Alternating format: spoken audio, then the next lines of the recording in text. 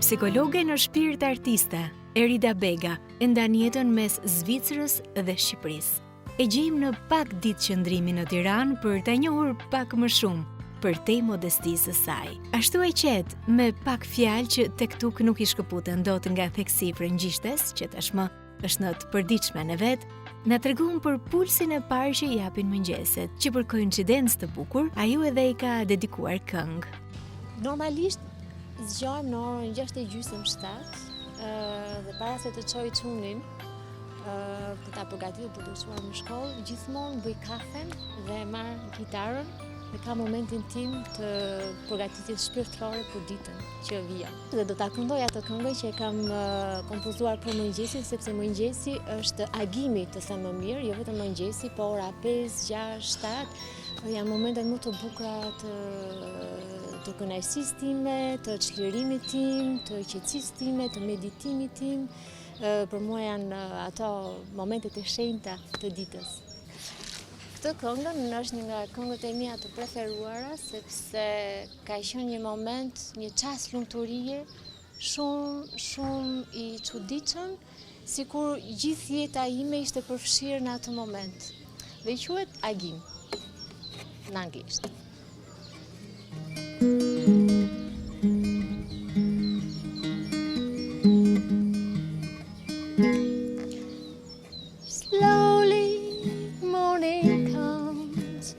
Light raise up my heart to be like a wind, take his life with breath. The charming morning comes, happy on my own, singing like a bird, jumping like a child. When the morning pushes to run, to get your future into my arms, so that you can fly. You feel so bright inside. When the morning puts a smile, your chest is ready to be open, mind, so that you can cry. You feel so bright inside.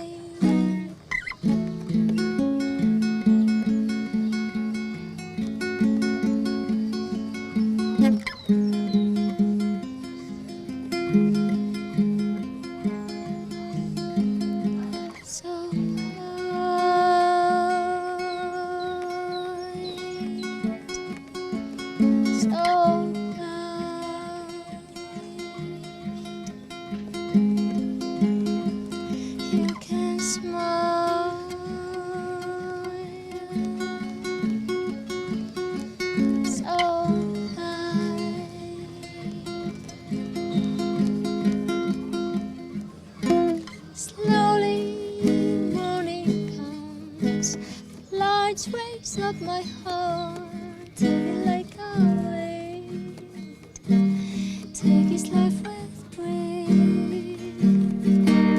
The charming morning comes, happy on my own, singing like a bird, jumping like a child.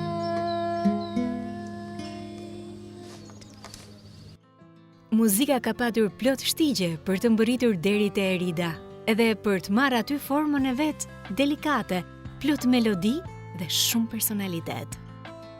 Shihen e kam pasur që në fëmijëri, sepse kam filluar shkollën muzikore te Kongresi Përmetit për violinë. Dhe aty kam përjetuar një nga ekstazat më të forta të jetës time, sepse kemi qenë një klasë me talente të forta. Kemi bërë koncerte në Pallacin e Pionierëve, në festivalin e Pionierëve, me orkestrën që kemi ndërtuar, dhe ajo kjo ndjesi e të luajtur muzikë me shoqërinë, me miqtë e mi më të mirë, më ka ndjekur gjatë gjithë jetës. Kur kam shkuar në Zvicër, kam pas fatin shumë të madh që të takoj me muzikantë me shumë talent në jazz, në fusha shumë të ndryshme, madje kam luajtur dhe muzikë shqiptare. Ata ngacmojnë nga muzika shqiptare, janë ca ritme shumë të veçanta për shembull 7-8 që ato nuk i kanë në kulturën e tyre, është tamam kultura jonë tradicionale, folklorike dhe polifonike. Ishte lecat palë palë, çmike shuë, çmike shu, mano për balla,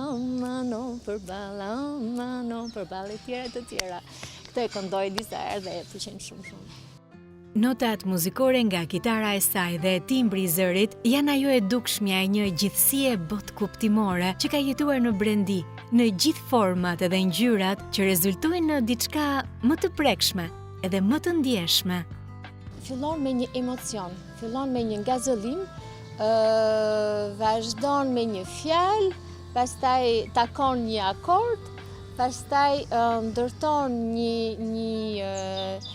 gatuhet një marramendje, mund të them, midis fjalës, midis melodisë dhe merr formë, ajo gati vjen shumë e përcaktuar, por që nga emocioni i parë i fillimit deri në momentin që muzika del e plot, ka shumë forma variacione, por që janë shumë të lëngshme, shumë të rrjedhshme.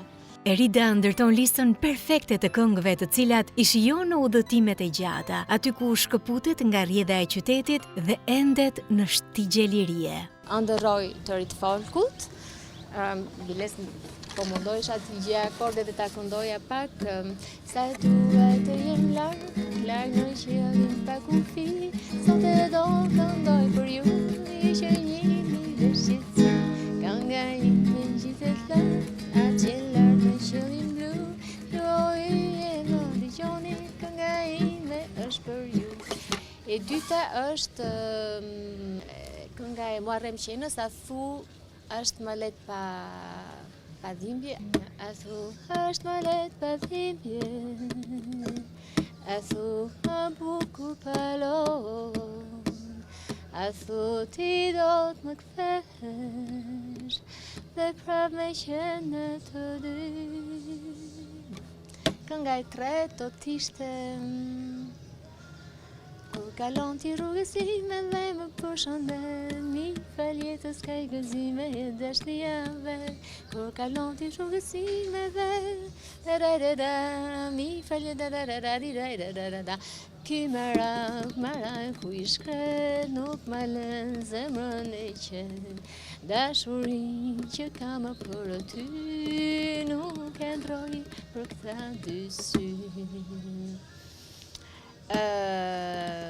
Tjetra është Rrugës i trishtuar. Rrugës i trishtuar, dikush po ecte njëri dashuruar, dhe fare vetëm ëndra që përkundi, sa shpejt u shua errësirës fundi, i ku dhe la. Pajse që se donte jetën në braktisi sonte, dhe la vetëm ëndra që përkundi, sa shpejt u shua errësirës fundi, i ku dhe la. Ndoshta rrie fshehur diku në pije, apo rrie ndes atje me dhe përgjon atje, dalin që do.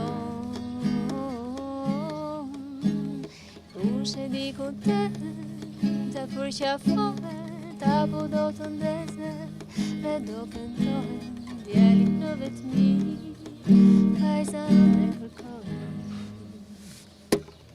Për të kthyer në shtëpi unë i bie rrotull ambasadës së Kinës. Është një prej romaneve të Erida Begës. Gazeta e njohur Le Temps ka dedikuar një artikull ku e përcakton si psikologen dhe violinisten që jeton në Gjenev, ku me ironi dhe melankoli rrëfen fëmijërinë e saj në Shqipëri në këtë libër. Në intervistën e saj për këtë gazetë, Erida thot: "Në thelb kishim një jetë varfër, por të lumtur dhe të pasur në imagjinat. Shqipëria është djepi i ëndrave të mia, ndërsa Zvicra i realizoi ato." Fatkeqësisht gjyshja ime para 7 vitesh zuri shtratin dhe Nala. Po para se të ikte, mami më tha, Eja se të pret gjyshja. E kuptova që ishte një moment i rëndësishëm. Dhe me thënë të drejtën, kur e kam takuar gjyshen që e pash në shtrat, më ndjeva një dhimbje shumë të fortë. Por kuptova që dhimbja duhet përballur dhe duhet pritur dhe duhet kaluar me këngë.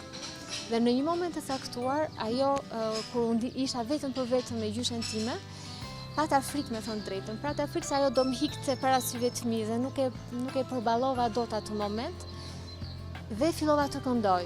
Fillova ti këndoj gjyshes time. Dhe në moment që fillova ti këndoj, një këngë që më erdhi nga me tinguj jazz, pak a shumë, ajo u qetësua dhe nuk po nxirte më ato klismat e dhimbjes, klismat e shpirtit, dhe në atë moment mendova se iku. Ajo jo vetëm që nuk iku, pa ajo ra në një gjumë të thellë, në një gjumë paqe, qetësues, sa që më bëri të kuptoj që të paktën zëri im ai moment e shoqëroi në një harmoni, në një paqe, nuk di se ta them ndryshe. Dhe që nga ai moment nuk kam ndaluar kur këngën. Dhe sa herë që këndoj, mendoj gjyshen time që më shoqëron. The Man I Love është një standard jazzi. One day he comes along, the man I love. He should be big and strong, the man I love. And when he passed my way, I'll be the best to make him stay. Kam regjistruar goxha albume, se që nga ky moment kanë rrjedhur gjërat shumë vrrullshëm. Gati ditë për ditë më ka ardhur nevoja të shkruaj një këngë. Albumi I parë që kam bërë ka qenë një bashkëpunim me një producent kosovar që jeton në Montreux, që është një qytet në Zvicër, aty ku bëhet dhe festivali I jazzit, Montreux Jazz Festival. Dhe në kohën e pandemisë, ndërkohë që gjërat ishin ngushtuar shumë, ishin kufizuar shumë, unë vendosa që të shkoj dy herë në muaj të regjistroj albumin tim të parë me këngët që kisha kompozuar. Dhe ky udhëtim ka zgjatur gati për një vit. 2 herë në muaj shkoja në Montreux, regjistroja këngët e mia dhe doli albumi I parë që quhet Morning, atë këngën që këndova më parë. E lehtë pena për Erida Begën, por jo aq sa për të folur për veten. Ajo zgjedh të thotë me këngë natyrshmërinë e poezisë së saj të brendis. Shkrimi për mua gjithmonë ka qenë një shoqërues shumë intim, shumë personal. Mund ta them me këngë, se do jetë shumë domethënëse. Mos më thuaj që koha shkoj për mua, mos më thuaj që s'kam të drejtë I dua sytë tua, që rëngon për mua buzët tua, që janë veç për mua, mos më thuaj që jeta bën të vetën që lëkura, thotë të vërtetën se të qoh ty, koha shkrihet në një hapësirë, ku jemi kaq të lirë, mos më thuaj që jam o krejt e marrë se nga qielli, por e si të borë dhe kur ka shty, ka të rritë bukur që u shite, ka të skutë heshtë, mos më thuaj që s'kam të drejtë, kaq. Koha ka qenë është subjekti më I rëndësishëm, studimi I kohës është subjekti më I rëndësishëm në jetën time. Madje kam mbrojtur dhe diplomën time të artet e bukura kam mbrojtur mbi kohën, mbi ekzistencën dhe koha. Kalimi I kohës mua më duket një gjë shumë e bukur. Nganjëherë mendojmë se me kalimin e kohës do na krijohen frika, do na krijohen pengesa, plakja, vjetërsia, Po për mua është një gjë shumë e vlefshme, sepse me kalimin e kohës çlirohem. Çlirohet shpirti, bëhet më i lirë, bëhet më prioritetet janë tek gjërat thelbësore të jetës dhe nuk janë më në përballimet të krijohen baza, të krijohet sikur detyrimet janë pas dhe tash vetëm kam nevojë të shijoj gjërat që kam ndërtuar, dhe që po ndërtoj ëndrat që vijnë, që i them gjithmonë që ëndrat dhe koha për mua janë elementet më katalizatorët më të bukur të ekzistencës. Zvicra është një koordinatë e rëndësishme që jep përgjigje shumë pseve për një personalitet që endet mes psikologjisë, hetimit të psikikës, ndjesive dhe mistereve të mendjes njerëzore. Zvicra për mua ka qenë formimi im si psikologe dhe si njeri. Më ka kalitur vullnet, jashtëzakonisht shumë, se ka qenë një përballim shumë i fortë. Kam qenë vetëm dhe kam bërë ka qenë një provë shumë e fortë ndaj vetes. Dhe kam përshtypjen që tash kam më shumë jetë në Zvicër se sa në Shqipëri, por nektarin e jetës e kam pas në Shqipëri. Domethënë përfit nektarin në Shqipëri dhe e përcjell në Zvicër. Pas studimeve, Erida Bega është bërë pjesë e sistemit të psikologëve profesionistë në Zvicër, duke u futur në zemër të problematikave. Unë punoj në konsulte lagjeje, quhet, pak a shumë. Ka sektore shumë të ndryshme dhe çdo sektor lagje ka nga këto konsultat ku bashkëpunohet shumë me shkollat, me gjithë institucionet që kanë të bëjnë me fëmijët. Unë jam specializuar për psikoterapi për fëmijët adoleshent dhe merremi shumë dhe me prindrit, domosdoshmërisht. Duke qenë më afër komunitetit shqiptar në Zvicër, ajo tregon rrethanat që e trazojnë më shumë këtë faktor për te kufive, shkaqet dhe pasojat. Çështja ekonomike, çështja financiare, çështja integrimi, çështja e legalizimit të dokumentacionit për të pasur permit, për të pasur pasaportat, janë një seri problemesh që komuniteti has në vend të huaj dhe domosdoshmë që çifti mbart këtë stresin e integrimit dhe duhet t'ja dalin, mirë po kjo nuk është më thjesht, sepse duhet një mirëkuptim shumë i fortë, duhet një solidaritet shumë i fortë dhe nganjëherë pasojat janë të pashmangshme. Ndahen familjet, krijon kriza në familje, krijon dhunë në familje, sepse kultura, stresi, integrimi, gjithë problematikat e integrimit janë kaq të forta dhe përballja me jetën e përditshme, me problemet e përditshme është kaq e fortë sa që njerëzit braktisin ato për çka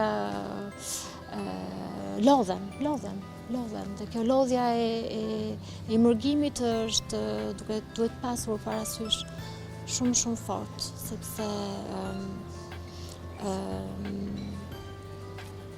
me kohën njerëzit ngarkohen shumë dhe krijojnë drama familjare. Dhe kjo përçohet te fëmijët. Për të mos shkuar deri te drama, ajo që prek dhe lëndon për shumë gjatë, në rolin e psikologës Erida Bega ka një këshill për të parandaluar konfliktin, i cili niste vetja dhe përhapet te të tjerët, me pasoja jo të vogla te familjarët në emigracion, sidomos te fëmijët. Të kuptojnë në çfarë vendi shkojnë, që të krijojnë paktën lidhje paraprakisht të njerëzit që duhet të formojnë edhe një rezo, një rreth shoqëror të paktën, jo të madh, po 2-3 persona, sa të shkojnë atje të marrin njohuri për sistemin ku ato do integrohen, të mësojnë gjuhën, kjo është shumë e rëndësishme, gjuha e vendit, që ato të mund të komunikojnë me institucione të ndryshme, dhe sidomos ku kanë fëmijë. Sepse fëmia do jetë ura e integrimit. Krijohet një çarje familjare, krijohet një pengesë shumë e fortë që fëmijët e mbartin dhe e pasqyrojnë shumë fort. Për shembull, ka fëmijë që është një problematikat kryesore është që nuk flasin fare në shkollë, flasin shumë në shtëpi, në jetën normale dhe në momentin që ato kalojnë pragun e shtëpisë nuk komunikojnë, nuk flasin absolutisht fare, që quhet mutisme elektiv, që ato kanë një lloj pengese shpirtërore, emocionale, psiqike që nuk arrin dot të flasin në përshkolla. Janë terapit dhe është përqasja e prindrit në kulturën e vendit. Sepse sa më shumë të jetë distanca e kulturave e fortë, konflikti i brendshëm i fëmijës do jetë shumë i fortë dhe ngërçi do jetë shumë i fortë. Pasojat janë që fëmia nuk zhvillohet në gjithë potencialin që ai mbart në vetvete.